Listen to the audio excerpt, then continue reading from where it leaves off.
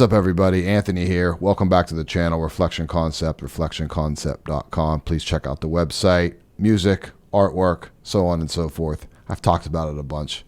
This is a little bit of a different video today. I want to talk about my ongoing pedal board build, and I want to focus on two specific pedals that are going to be at the end of that board. So the beginning and the back end of the board. That might lead you to maybe know what I'm talking about already. And they're boring pedals. And what I mean by that is they don't do some wild, crazy effects like a Red Panda Labs tensor, which is definitely going to make the board, or crazy delays and things like that. Pedals that I think I'd say not very recently, but the past year have really become super important and the most fun I've been having in sort of the pedal buying experience. The first one I want to talk about will be at the front of the board, right? And that is a new addition for me. And this is by Believable Audio, 29 pedals EUNA. That's a buffer that goes at the very front. And then the other one is on this little mini board I have here, which I've shown before, and that's the JHS color box. Right, and that's at the very end of the chain for right now. So the 29 pedals EUNA, Believable Audio, I'm hopefully saying that right. This popped up to me, I don't know, a few years ago when, the great and one of my absolute heroes, idols, Pino Palladino's pedal board, a picture of it popped up somewhere on like a bass forum, and this was on there. And I remember, like, collectively we were all like, what the hell is that? And everyone's like searching for it, because you don't get a ton of info, I feel like, on Pino's signal chain. So it was really, really cool to kind of see that. And so doing the research on this and realizing it was a buffer, and I broadly knew what buffers did, and didn't think I needed one at the time. And I will show in this video why I do need one. You might too, but this is really just about my kind of experience recently with this. And if you can learn something from it, great. Maybe it doesn't apply to what you're doing. Maybe it does. And then the JHS color box, that again being the preamps, this will be at the end.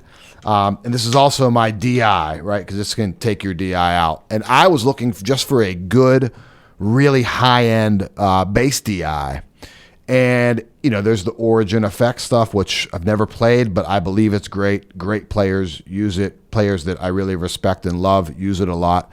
And there was the Capo, the Jad Freer Capo, and that, obviously, Tim LaFave uses it. I think Stu Brooks uses it.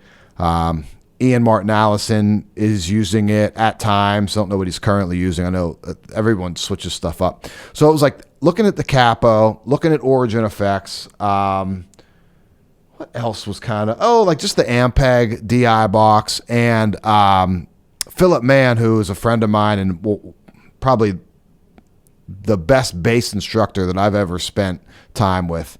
Philip's really helped my playing out a lot.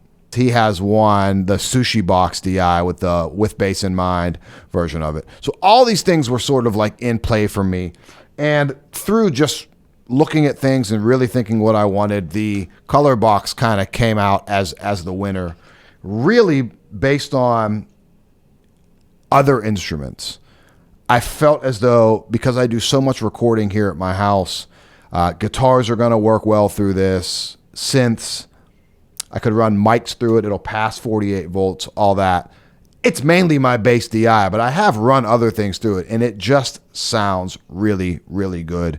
And JHS, like, what a great reputation with that. Josh building awesome stuff there. So those are the two pedals I'm kind of going to focus on today, right? So I want to plug a few things in and let you hear a few different audio signals, and you will see why I have found that these are two very important pedals for me, regardless if I'm running clean, effects, whatever. Let's check out a couple sounds, and this will come into light very, very quickly. And it was a very eye-opening experience for me. We'll check it out. Okay, so for this video, I'm going to use my trusty Empire 58 P-Bass. Passive, obviously. Makes a lot of sense when we start really talking about the buffer. Gives a really good example of how it's going to take that signal and power it through the effects chain. But right now, none of that's in play. I have a GoPro set up over here, so you'll see a view as I'm plugging things in. So give you an example, just so you know I'm not lying about what I'm plugging in. Not that I have any reason to lie about it. So JHS color box is back here, right, in this board. And that's going directly into my Apollo. It is off right now. This has rounds on it. Pretty standard stuff. So clean into the Apollo, right? I have about a 10-foot cable here into the color box, and then a very short, like little 4-foot cable going into the Apollo.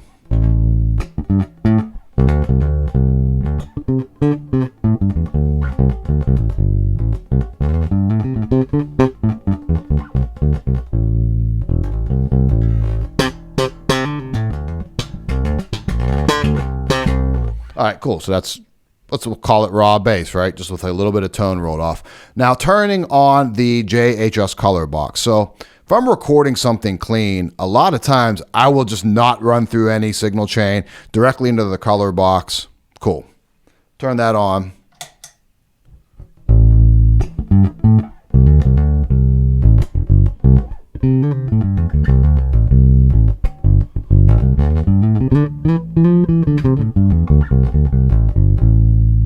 So I'll take a picture of this and flash it up on the screen for the exact setting. So you just have to trust me on that. It wasn't able to get a camera angle back here.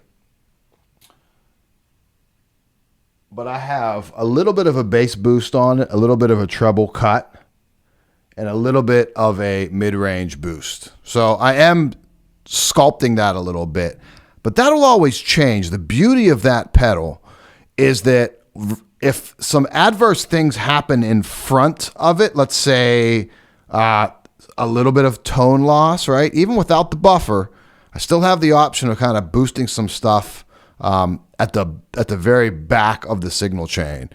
So that really becomes my amp, because if I run a cab and like a head, I run into the effects loop of my dark glass. I'm taking that front EQ section totally out of it and letting the color box control all of that. So it sounds great. It's just, there's a thing, go back to like saying it's a boring pedal, even though it's not, but it's just, it doesn't do anything wild, but it just makes my bass sound amazing. And I don't use it for much drive. Occasionally I'll get the pre-gain control on it, and I'll get that juiced a little bit to give just a little bit of breakup on like the heavy attacks. I don't think I'm going to get it here where I have it set. No, that's clean. And I'm watching the audio file here in Logic, and you can just see how much larger and more presence that has. But more so than just being louder, it's the saturation. It's the presence, and I don't mean just presence as far as, again, decibels or loudness. The bass just sounds incredible. Guitars just sound incredible through that. So again, bypassing the color box. Sounds good. Sounds like a P bass. I could roll some tone off of that,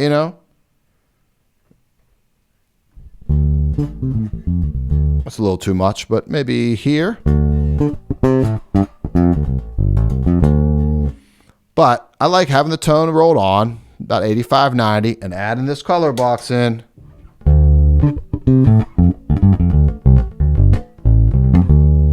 And it's just very, very easy to record with. Okay, so that's going direct in. Now, let's get the full chain kind of going here.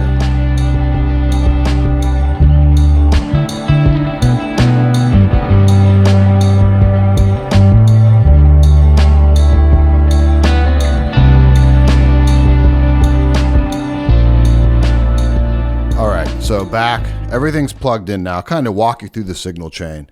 So I'm not going to showcase these pedals. I just want to tell you exactly what's here that is essentially having some adverse effect on the tone. We just heard it pretty much straight in. Again, just going through the color box, heard that bypassed. And I would consider at this point in the game, for me, the color box it's indispensable. It's always going to be there. I'm really liking what that gives me. But now we have a 10-foot cable into the EUNA, into a Dunlop volume, I think the 8, then into HX Stomp, which is bypassed right now totally, Astral Destiny, Reverb, Space Echo Boss, Boomerang Looper, another 10-foot cable into the Red Panda Labs Tensor, into the Color Box, into the Apollo. So we got 20 feet of cable. We got 22 feet of cable. 22 feet of cable. So we got about, in all honesty, we have about 30 feet of cable we're running through, right? Even though I'm just sitting here, just emulating kind of what I would have on a gig, probably. So yeah, about 30 feet of cable plus all the circuitry and all that everything's going through. So listen to with nothing on. So there's just, this is raw in with all of that cable length.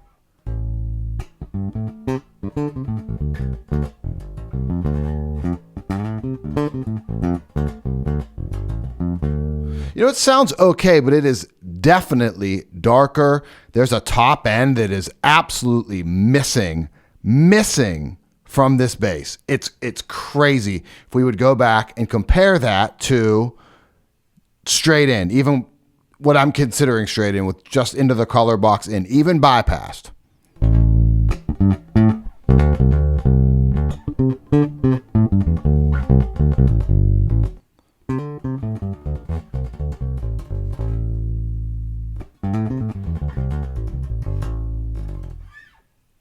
Like it sounds boxy, you know? So now I'm going to engage the EUNA. That's the buffer at the front end. So still having the Color Box off.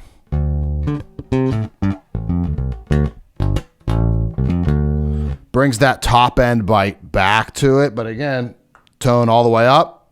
So I had it rolled back. So here it is all the way up. A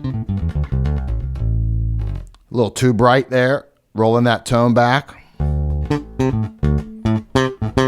That EUNA has 3 cool little EQ switches on it, and I'm actually going to go and turn the bright one off.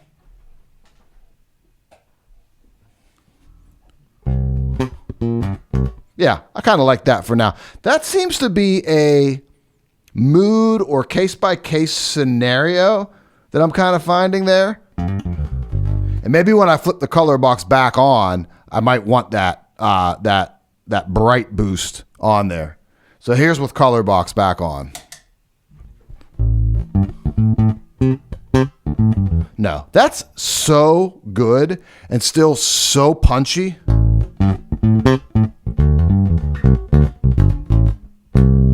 It is ever so slightly quieter than what I had before, but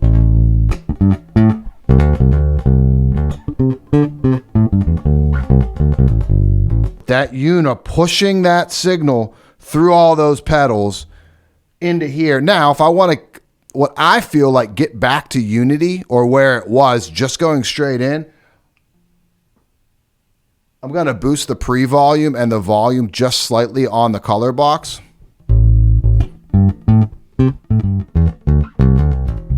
It's still not breaking up. The signal looks huge in Logic.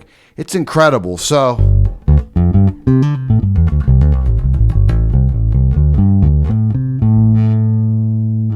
such an eye-opening experience when I started playing around with that and realizing that for years I've been neglecting, you know, some signal conditioning that I really needed. So check it out one more time. No Color Box, no EUNA. So no buffer, no basically preamp at the end.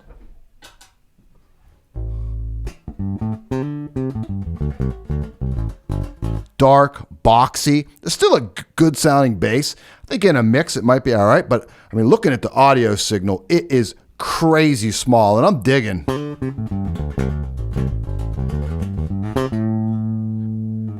I mean, running through all the cable and everything like that, it's no BS. Like that is seriously, the tone suck is real on it. Now with the EUNA,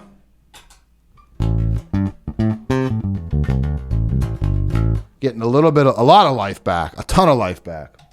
And then with the Color Box on.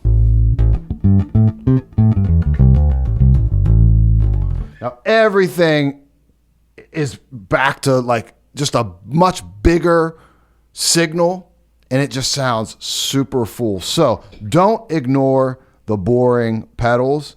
I have found and I hate even using that term because it feels like a slight on these amazing brands, these amazing pedals. But think about signal conditioning, right? Whether you're a guitar player or a bass player, specifically a guitar, I could only imagine what this would do to a guitar. Because even in worst case scenario, if I didn't have the color box or the buffer there, right, and I was running through pedals, and I've done this for years, gigging, recording, the frequency spectrum that we need to fill up as bass players, I guess if there's one area that if it wasn't present isn't the end of the world, would be top end and brightness.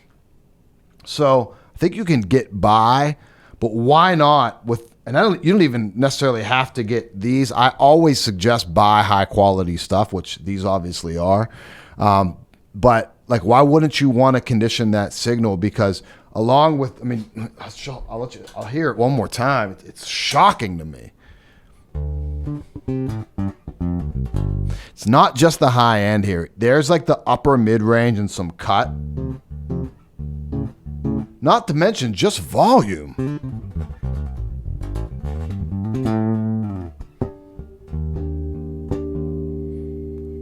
EUNA. And then we bring in the color box, right? And man,